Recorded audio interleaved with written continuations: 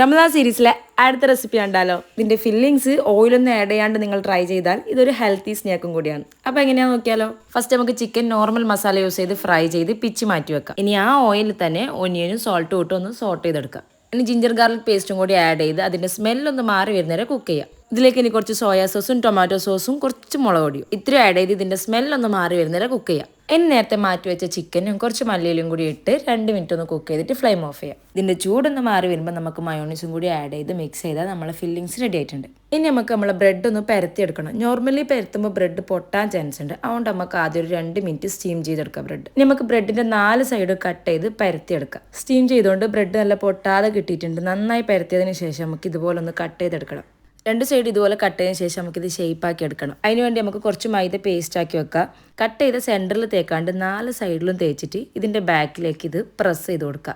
അതുപോലെ ഇപ്പോഴത്തെ സൈഡും കൂടി ചെയ്യാം. സംഭവം വിചാരിക്കുന്നതല്ല, പെട്ടെന്ന് ചെയ്തെടുക്കാൻ പറ്റും. ഇനി നമുക്കിതൊന്ന് എയർ ഫ്രൈ ചെയ്തെടുക്കാം. 160 ഡിഗ്രിയിൽ 8 മിനിറ്റാണ് ഞാൻ കുക്ക് ചെയ്തിട്ടുണ്ടായത്. ഇനി നമ്മളെ ഫില്ലിങ്സും കൂടി വെച്ചെടുത്താൽ നമ്മളെ ക്യൂട്ട് കൂട്ടപ്പം റെഡി ആയിട്ടുണ്ട്. അപ്പോൾ നിങ്ങളെല്ലാവരും ഒന്ന് ട്രൈ ചെയ്ത് നോക്ക്. അപ്പോൾ ഇന്ന് ഇത്രയേ ഉള്ളൂ. ബൈ.